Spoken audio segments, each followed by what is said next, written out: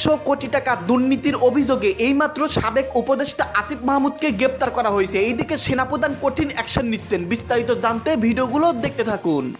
উপদেষ্টা আসিফ মাহমুদ তার বিরুদ্ধে তার এপিএস এর বিরুদ্ধে 400 কোটি টাকা ধান্দাবাজির যে অভিযোগ ছিল সেটার বিচার কি হবে? মনে হচ্ছে হবে। ডক্টর ইউনূসের সরকার আজকে কঠিন এক অ্যাকশনে গেছে। অনেকের মধ্যে টেনশন ঢুকে গেছে।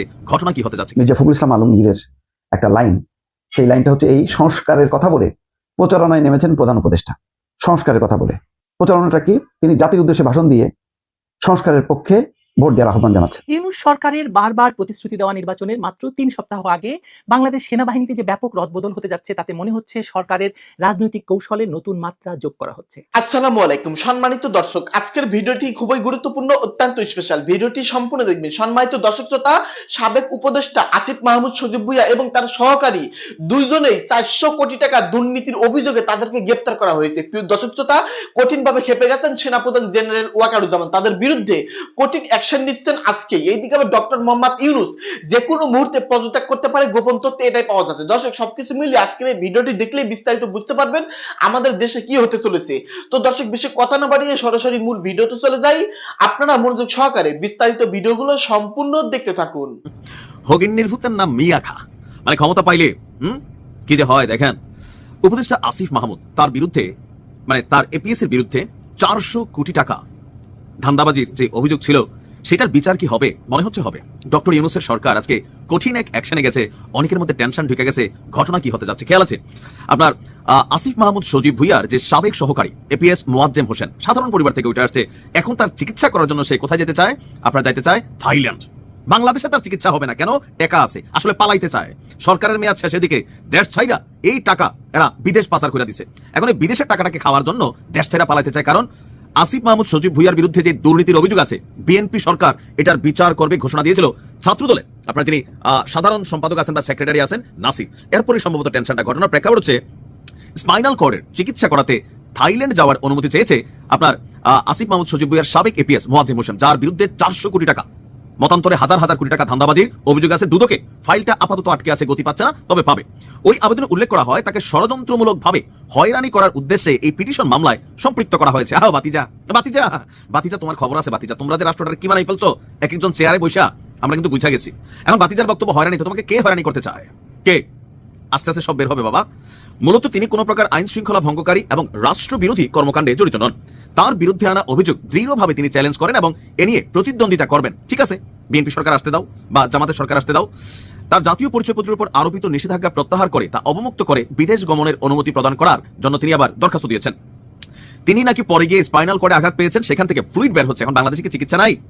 এই সরকার কি স্বাস্থ্য মন্ত্রণালয়ের উন্নতি করে নাই, নাকি না নিজেদের উন্নতি হয়েছে? Thailand medical visa invitation letter প্রেরণ করে তার চিকিৎসাজনিত পরীক্ষা নিরীক্ষা এবং অপরাপর টেস্ট এবং চিকিৎসা করার জন্য 15 ফেব্রুয়ারি অ্যাপয়েন্টমেন্ট নির্ধারণ করেন। এজন্য তার চিকিৎসা করার জন্য বিদেশে গমনের অনুমতি প্রদান করা আবশ্যক। শুনানি শেষে আদালত আবেদনটি না মঞ্জুর করে দিয়েছেন, কারণ ঘটনার ভিতরে পেঁচ আছে। এই আসিফ মাহমুদ সজীব ভুঁইয়ার সাবেক এই এপিএস এর বিরুদ্ধে আপনার দেশ থেকে নিষেধাজ্ঞা রয়েছে। পাশাপাশি তার জাতীয় পরিচয়পত্র ব্লকের আদেশ দিয়েছিল আদালত। দুদকের উপপরিচালক মিনু আক্তার সুমির আবেদনের প্রেক্ষিতে মহানগর দায়রা জজ মোহাম্মদ জাকির হোসেন গালিবের আদালত এই আদেশ দেন। এ ভাগা যাবে না। এ ভাইগা গেলে এর যে বস বা আরো বস আছে উপরে কারা, সবগুলো কিন্তু বাইচা যাবে। কারণ কি, সেই দেশটা পালাই যাবে। এখন সে এই টাকা নিয়ে কি আসিফ মাহমুদ সজীব ভুঁইয়ারে দিছে, নাকি সজীব ভুঁইয়া জানেই নাই? তার বক্তব্য সে জানে না, নির্দোষ হইতে পারে। আমাদের কথা হচ্ছে তাকে ধরা দরকার, তার কাছ থেকে তথ্য জানা দরকার। কারণ পরিবর্তিত বাংলাদেশের যে স্বপ্ন আমরা সবাই দেখেছি, সেই স্বপ্ন আসলে বাস্তবায়ন করার পক্ষে আওয়ামী লীগ সরকারের দুর্নীতির বিরুদ্ধে আমরা কথা বলেছি, অত্যাচারের বিরুদ্ধে কথা বলছি। এখন আমরা যাদেরকে বসাইলাম তারা নিজেরাই যদি চোর হয়, তো রাষ্ট্রের পরিবর্তন কারা করবে? আমি মনে করি খুবই সুন্দর একটা সিদ্ধান্ত হয়েছে। ইনভেস্টিগেশন নিরপেক্ষভাবে হতে হবে। ইউনূস সরকারের আমলে ইনভেস্টিগেশন কখনো নিরপেক্ষ হবে না, কারণ ইউনূস সরকারের অংশ ছিল আসিফ মাহমুদ সজীব ভুঁইয়া, নাহিদরা। সুতরাং এখানে নিরপেক্ষতার জন্য একটা রাজনৈতিক সরকার দরকার। যদি এরপরে আসিফ নির্দোষ হয়, অবশ্যই তার বিরুদ্ধে যে অভিযোগ আছে সেটা সরে যাবে। এপিএস মোয়াজ্জেম, তার বিরুদ্ধে যদি অভিযোগ না থাকে, প্রমাণিত হোক। অদ্ভুত একটা নির্বাচন হচ্ছে। সেই নির্বাচনের নাম হচ্ছে গণভোট, যেখানে অন্য পক্ষ থাকতে পারবে না, শুধু একটা পক্ষই। একটা পক্ষের ভোট, এটা কি ভোট কিনা, এটি এখন প্রশ্নের মুখে দাঁড় করিয়েছে।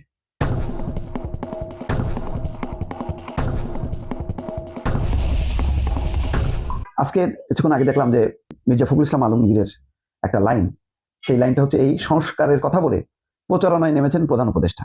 সংস্কারের কথা বলে প্রচারণাটা কি? তিনি জাতির উদ্দেশ্যে ভাষণ দিয়ে সংস্কারের পক্ষে ভোট দেওয়ার আহ্বান জানাচ্ছেন।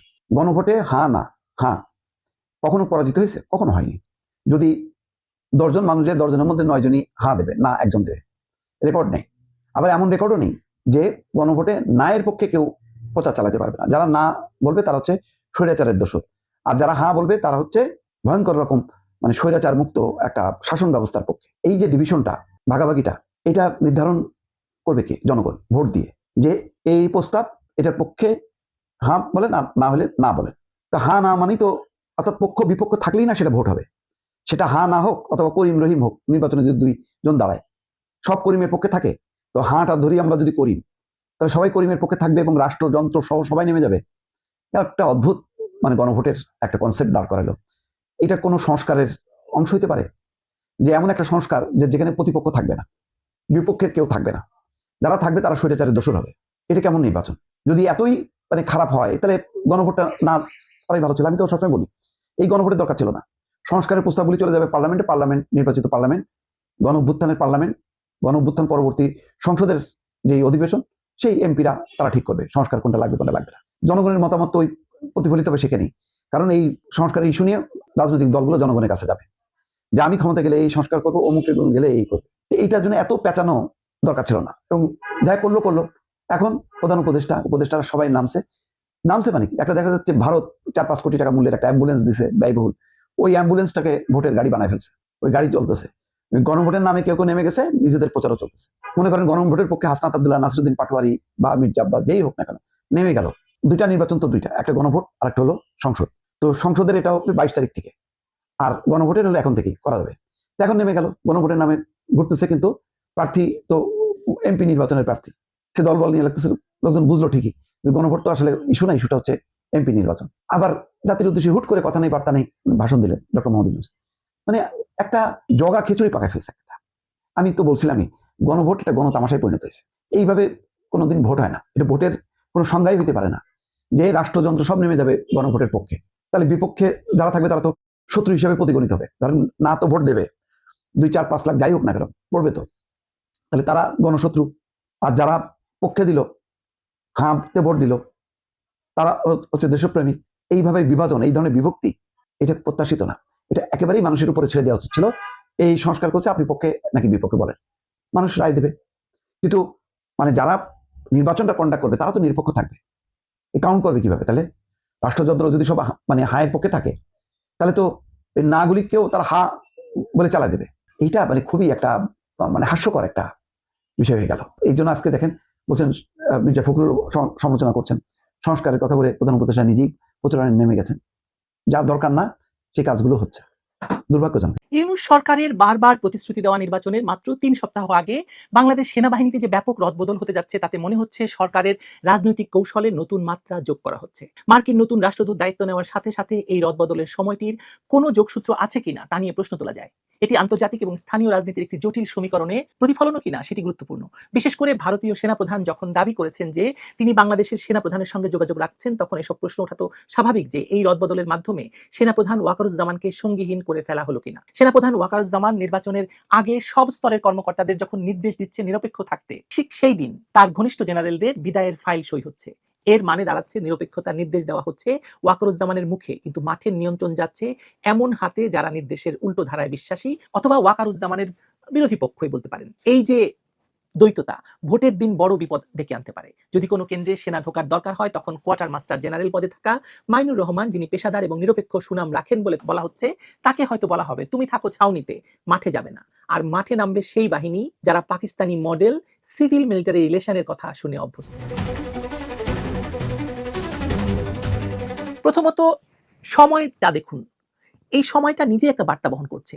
নির্বাচন ঘনিয়ে আসতেই সিজিএস এবং এনডিসি কমান্ড্যান্ট পর্যায়ের 2 জন লেফটেন্যান্ট জেনারেলকে অবসরকালীন ছুটিতে পাঠানোর কথাটি সামনে এসেছে, যারা বর্তমান সেনাপ্রধানের বা ওয়াকারুজ্জামানের ঘনিষ্ঠ বলে পরিচিত। এ ধরনের পদক্ষেপ সাধারণত 2টি সংকেত দেয়: 1, বিকল্প ক্ষমতা কেন্দ্রের আশঙ্কা দূর করা; 2, সেনাবাহিনীর কার্যকরী শৃঙ্খলাকে একটি নির্দিষ্ট চ্যানেলে নিয়ে আসা, একক বার্তা নির্দেশ করা। নির্বাচনী নিরাপত্তায় সেনাবাহিনীকে যেভাবেই ব্যবহার করা হোক, পোলিং সেন্টারের ভেতরে বা বাইরে চেইন অফ কমান্ডের বিভ্রান্তি বা দ্বৈত রেসপন্স চেইন রোধ করা বর্তমান রাজনৈতিক মুহূর্তে যে কারো অগ্রাধিকার হবে। ফলে সিজিএস এর মতো অপারেশনাল মস্তিষ্কের পদে রদবদল, পিএসওর মতো আন্তঃবাহিনী সমন্বয় এবং কৌশলগত ক্রয় সংক্রান্ত প্রভাবশালী পজিশনে নতুন মুখ আনা, আর কিউএমজি চেয়ার বদল, সব মিলিয়ে এটি কেবল রুটিন বদলি নয়, নিশ্চিতভাবেই নয়, বরং অপারেশনাল লিভারগুলোর পুনর্বিন্যাস। সেনাপ্রধান জেনারেল ওয়াকারুজ্জামানের ঘনিষ্ঠ হিসাবে পরিচিত chief of general staff lieutenant general Mizanur Rahman Shamim এবং ন্যাশনাল ডিফেন্স কলেজের commandant lieutenant general Mohammad Shahinul হককে অবসরকালীন ছুটিতে পাঠানো হচ্ছে। উল্লেখ্য, দুজনেই 5 আগস্টের পর পদোন্নতি পেয়েছিলেন। এই সিদ্ধান্ত স্পষ্টভাবে ইঙ্গিত দিচ্ছে যে ক্ষমতাসীন সরকার সেনাবাহিনীর কমান্ড স্ট্রাকচার নিয়ে নতুন করে ভাবছে এবং নিরাপত্তা উপদেষ্টা রজার খলিল এখানে বড় ধরনের ভূমিকা পালন করছে। Lieutenant general SM. কামরুল হাসানকে নতুন চিফ অফ জেনারেল স্টাফ হিসেবে নিয়োগ দেওয়ার সিদ্ধান্তটি বিশেষভাবে তাৎপর্যপূর্ণ। তার পাকিস্তান সেনাবাহিনীর সাথে নিবিড় যোগাযোগ এবং 5 আগস্টের পর পাকিস্তানি উচ্চপদস্থ কর্মকর্তাদের সঙ্গে একাধিক বৈঠক এবং তার পাকিস্তানে যাওয়া, তাদের পাকিস্তান থেকে বাংলাদেশে আসা, এসবের জন্য তিনি খুব আলোচিত। এমন একজনকে গুরুত্বপূর্ণ পদে নিয়োগ দেওয়ার অর্থ হলো বাংলাদেশের নিরাপত্তা নীতিতে নতুন মাত্রা যোগ করা। আরও উদ্বেগজনক হলো লেফটেন্যান্ট জেনারেল মোহাম্মদ ফয়জুর রহমানকে সশস্ত্র বাহিনী বিভাগের প্রিন্সিপাল স্টাফ অফিসার হিসেবে নিয়োগের পরিকল্পনা। তিনি কট্টর জামাতপন্থী হিসাবে এবং উগ্রবাদী হিসাবে বাহিনীতে পরিচিত এবং পাকিস্তান সেনাবাহিনীর ঊর্ধ্বস্তরেও তার ঘনিষ্ঠ যোগাযোগ রয়েছে, যেমনটি রয়েছেন কামরুলের। এই নিয়োগ বাংলাদেশের ধর্মনিরপেক্ষ চরিত্র এবং মুক্তিযুদ্ধের চেতনার সাথে সাংঘর্ষিক। মজার ব্যাপার হলো ঠিক এই সময়েই ঢাকায় মার্কিন সেনাবাহিনীর 2টি দল অবস্থান করছে। একটি দল ঢাকা ত্যাগ করবে শিগগিরই বা করেছে ইতিমধ্যেই, আর অপর দলটি টাইগার লাইটনিং এক্সারসাইজ 2026-এর প্রাথমিক পরিকল্পনা নিয়ে কাজ করছে। এই সামরিক কূটনীতি এবং সেনাবাহিনীর রদবদলের সমসাময়িকতা নিছক কাকতালীয় নয়, এগুলো সব সম্পর্কিত। জামায়াত ইসলামীর নায়েবে আমির ডক্টর আব্দুল্লাহর বক্তব্য আরও স্পষ্ট করে দেয় যে রাজনৈতিক খেলাটি আসলে কতটা গভীরে। তিনি সেনাবাহিনী সহ আইন শৃঙ্খলা বাহিনীকে ভোট কেন্দ্রে প্রবেশ করতে না দেওয়ার কথা বলেছেন। এই বক্তব্য প্রমাণ করে যে জামায়াত নির্বাচনী পরিবেশ নিয়ন্ত্রণে রাখতে চায় এবং সেনাবাহিনীর ভূমিকা সীমিত করতে আগ্রহী। সেনাপ্রধান ইতিমধ্যে নির্বাচন বিষয়ে সেনা সদস্যদের নির্দেশনা দিয়েছেন, কিন্তু জামায়াতের এই অবস্থান সেনাবাহিনী এবং রাজনৈতিক শক্তির মধ্যে একটি দ্বন্দ্বের ইঙ্গিত দিচ্ছে। এই পরিস্থিতিতে সেনাবাহিনীর রদবদল নির্বাচনী কৌশলের একটি অংশ হয়ে উঠেছে। ডক্টর মোহাম্মদ ইউনূসের অন্তর্বর্তীকালীন সরকার সেনাবাহিনী নিয়ে যে চূড়ান্ত খেলা খেলছে তার উদ্দেশ্য স্পষ্ট। নির্বাচনের আগে নিজেদের অনুকূল সেনাবাহিনীর কমান্ড স্ট্রাকচার পরিবর্তন করে একটি নিয়ন্ত্রিত রাজনৈতিক পরিবেশ সৃষ্টি করা। পাকিস্তানপন্থী এবং জামায়াত ঘেঁষা কর্মকর্তাদের গুরুত্বপূর্ণ পদে বসানোর মাধ্যমে তারা ভবিষ্যৎ রাজনৈতিক সমীকরণে নিজেদের অবস্থান শক্তিশালী করতে চাইছে। এই রদবদল শুধু সেনাবাহিনীর অভ্যন্তরীণ ব্যাপার নয়, বরং বাংলাদেশের ভবিষ্যৎ রাজনৈতিক দিক নির্দেশনার সাথেও জড়িত। যে দেশের জন্ম হয়েছিল ধর্মনিরপেক্ষতা এবং গণতন্ত্রের আদর্শে, সেই দেশের সেনাবাহিনীতে মৌলবাদী এবং পাকিস্তানপন্থী কর্মকর্তাদের প্রভাব বৃদ্ধি পাওয়া একটি বিপজ্জনক সংকেত। নির্বাচনের মাত্র 3 সপ্তাহ আগে এই খেলা বাংলাদেশের গণতান্ত্রিক ভবিষ্যতের জন্য অশুভ ইঙ্গিত। চিফ অফ জেনারেল স্টাফ হতে যাওয়া এস.এম. কামরুল হাসানের পাকিস্তানি সেনা কর্মকর্তাদের সঙ্গে বৈঠকের ছবি অনেকদিন যাবৎ সামাজিক যোগাযোগ মাধ্যমে ঘুরেছে, যেখানে তিনি নিজেকে পুরনো বন্ধু হিসাবে পরিচয় দেন। একইভাবে সশস্ত্র বাহিনী বিভাগের নতুন প্রিন্সিপাল স্টাফ অফিসার হতে যাওয়া ফয়জুর রহমানের বিরুদ্ধে দীর্ঘদিনের অভিযোগ তিনি জামায়াতের রাজনৈতিক আদর্শের ক্যারিয়ার সেনা অফিসার, যিনি 13-র হেফাজত আন্দোলনের সময় সেনা ছাউনির ভেতর বিশেষ ধর্মীয় আলোচনা আয়োজন করে সমালোচনায় আসেন বা আলোচনায় আসেন। তাকে পিএসও বানিয়ে সামরিক সচিবালয়ের নিয়ন্ত্রণ দেওয়া মানে সেনাবাহিনীর প্রশাসনিক ফাইল থেকে শুরু করে অস্ত্র ক্রয় বিক্রয়ের চাবি এখন পুরোপুরি একটি পাকিস্তানি অনুকূল এবং জামায়াত সমর্থক জোটের হাতে চলে যাওয়া। এই রদবদলের সময়টা বেছে নেওয়া হয়েছে ইচ্ছাকৃতভাবে। এই উপস্থিতি শুধু যৌথ মহড়ার প্রস্তুতি নয়, এটি একটি সিগন্যাল। যুক্তরাষ্ট্র জানতে চায় বাংলাদেশের সেনাবাহিনীর ভেতর কোন পক্ষ কতটা শক্তিশালী। ডক্টর ইউনূসের অন্তর্বর্তী সরকার যখন বলছে নির্বাচন সুষ্ঠু হবে, তখন সেনাবাহিনীর ভেতরে এই পাকিস্তানি অনুকূল জেনারেলদের বড় পদে বসিয়ে দিলে ভোটের দিন সেনা মোতায়েনের রূপরেখা কার হাতে থাকবে তা নিয়ে প্রশ্ন উঠেছে। জামায়াতের নায়েবে আমির ডক্টর তাহের যে কথা বলেছেন ইতিমধ্যে যে সেনাবাহিনীকে ঢুকতে দেওয়া হবে না। যদি ধরুন কামরুল হাসানের কথা আমরা ধরি, কামরুল হাসান যদি সিজিএস হন, তিনি সরাসরি যুক্তরাষ্ট্র, চীন এবং তুরস্কের সঙ্গে অস্ত্র চুক্তি সমন্বয় করবেন।